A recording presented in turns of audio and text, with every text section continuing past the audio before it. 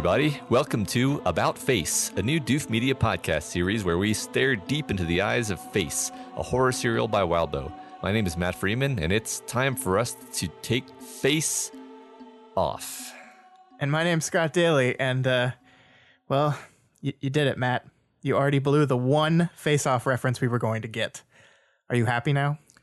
I feel like I've lost face. I can't take you with a straight face. I don't know if I can face this down. Time to face the music. I can keep going until I'm blue in the face. You can't read my poker face.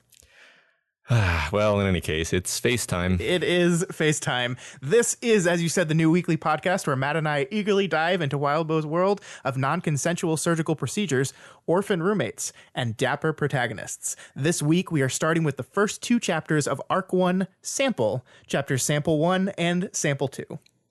I'm not sure what to make of this arc title yet. Sample, very evocative. Perhaps our protagonist is some kind of sample, as in an experimental subject being analyzed. You're probably onto something there, Matt. What did you think of these two chapters? First of all, we're just starting into this show. So, basic idea: this is a horror serial.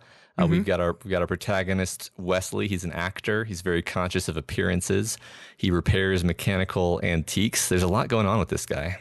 Yeah, he is very mysterious, right? We've got this guy. We learn throughout these two chapters that he had a past where he was like a child actor or something, and then felt that his parents were maybe not abusing him, but being so unfair to him or so terrible to him that he had to run away from home, get a new identity, become a new person. And it's only through his brother and sister, I guess, that he's now back in contact with a family that he hasn't dealt with in a long time.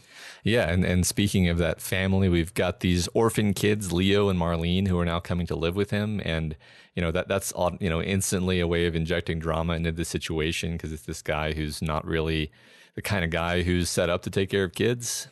Yeah, exactly. And the thing that I like about this so much is that we have Leo and Marlene, and they are like diametrically opposed kids, right? We have Leo's the younger one. He's kind of in a shell shock to what is implied. I don't think ever directly stated, but what is implied is the death of their parents. Mm-hmm. Marlene, on the other hand, is a little bit older. She's like 12, I think, loud, outspoken.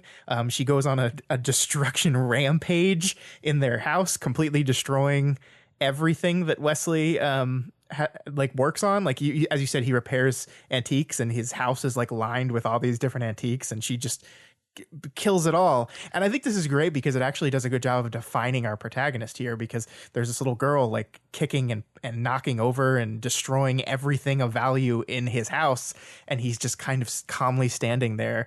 He's angry, but he's a guy who is so good at acting, so good at putting on a calm face, that he doesn't react in any kind of way.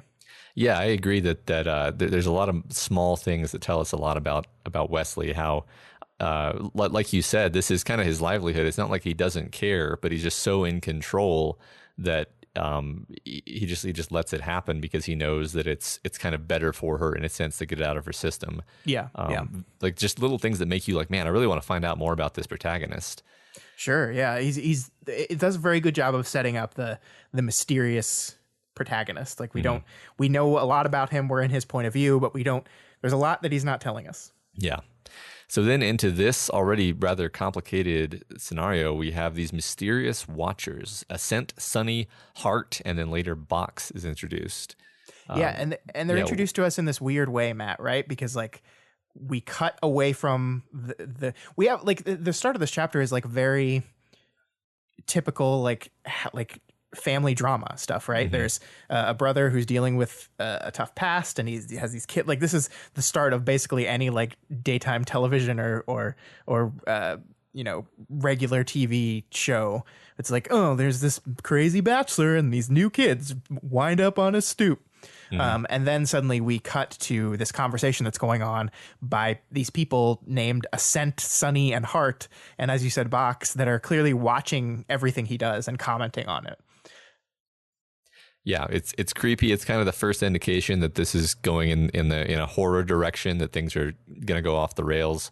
One really interesting element that I just can't wait to find out more about as this progresses is the lenses. So like it's not just horror, right? It's like it's science fiction, but it's like near future science fiction because they have these what I suppose are contact lenses that overlay reality with images. So like his whole Yeah. apartment is decorated according to his own tastes by his lenses.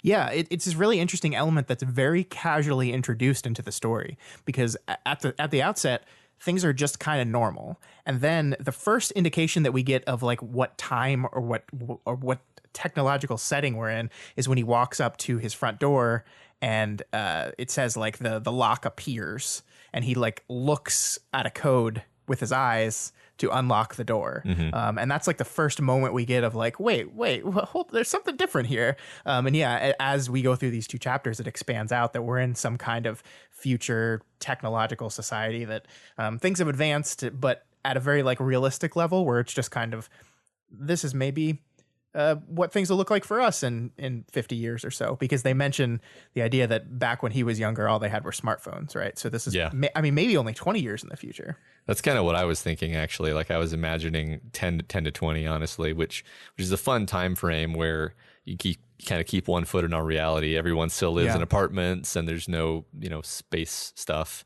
Yeah. There's no like super AI stuff. At least I don't see any indication of that yet.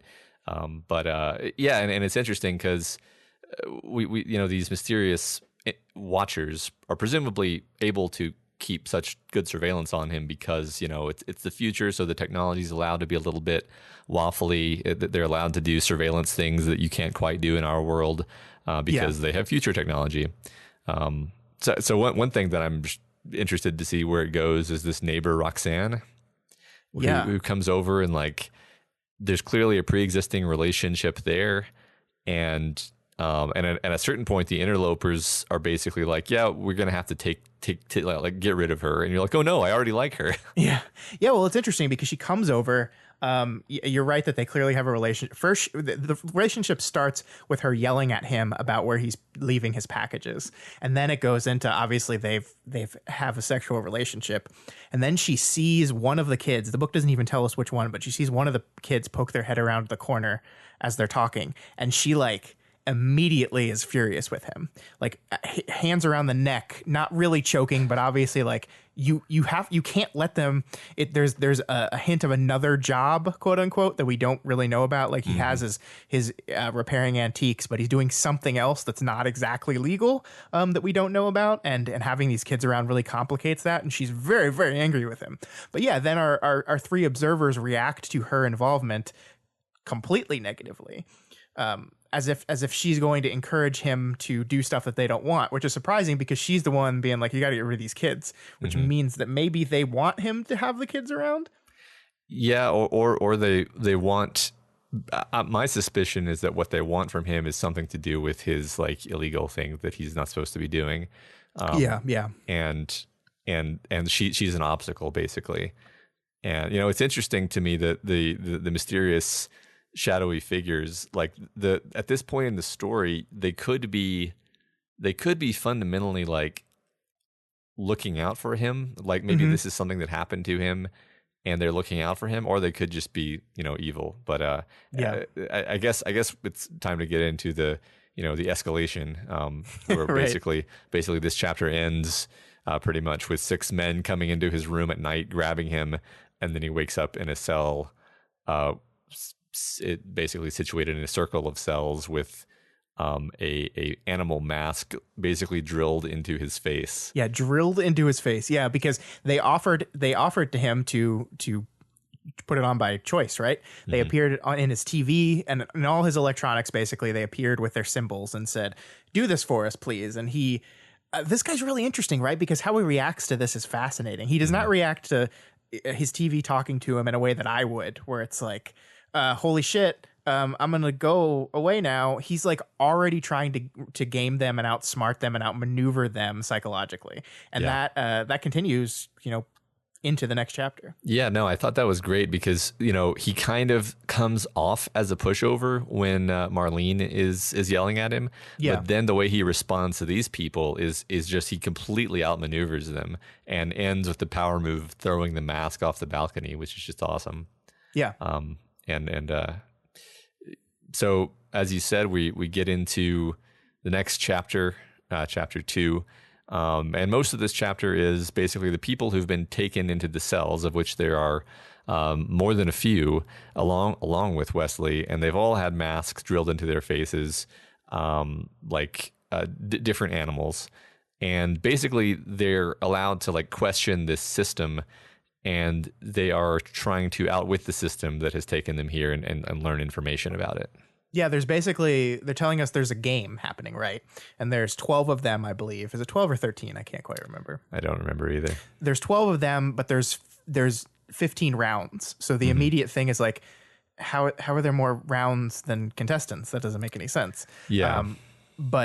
But yeah, we basically get told that like during the day, they're going to be without their masks and be safe to rest and recuperate. But at nighttime, the beasts come out. And that's when some mysterious thing is going to happen that we don't know. And then we go through their questions, and it's really interesting here because again, Wildbow characters are always very intelligent people, and they like immediately like clue into how to game systems in certain ways, especially the protagonist here. Some of these guys are not quite as good at it and waste their questions, but I love seeing through Wesley's head where he's like immediately like, oh, they're answering only vaguely. Like we have to be very specific. And we also see that some of the other animals saying that out loud too indicates how smart they are. So we're kind of like defining our characters via this question and answer session really well. I really like that. Yeah, I agree completely. This is a very like Wildbow mastery of character thing where you just know that you're going to learn about each of these characters, and they all seem to have their own angle, their own thing going on, different reasons why they're here. Some of them even seem to have like a different level of awareness about like what could be going on already.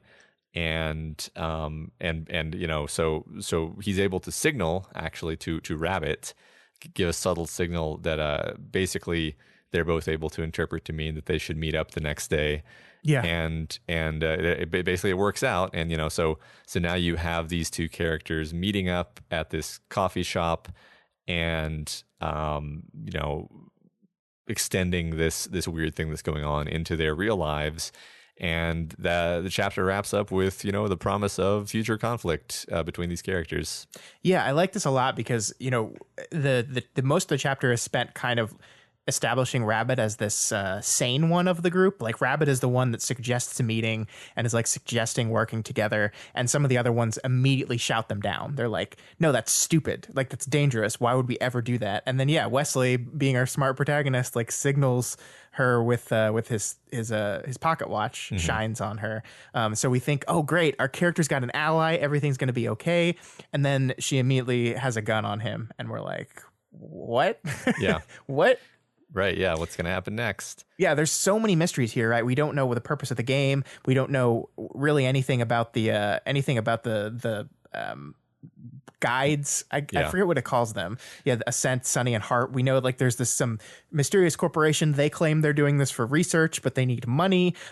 We don't know the secret of our protagonist. We don't know what's going on with his neighbor. We don't know, you know, how these two kids are going to play into this. Like it's interesting because we have these two very, very different problems. We have the mundane domestic situation that he's dealing with the two kids that are new in his life, and at the same time this sci-fi horror game thing that he's having to deal with, and it's going to be really interesting seeing how these two conflicts intermingle and mesh with each other in interesting ways. Yeah, it's my favorite. My favorite superhero plot is the one where the hero has the crazy stuff that's going on, which is the weird room, and then they have the normal life they're trying to keep separate and safe. And so I'm already worried about Roxanne, and I'm worried about the orphan kids, and I'm worried. You know, how's our protagonist going to juggle all these things? And it's great.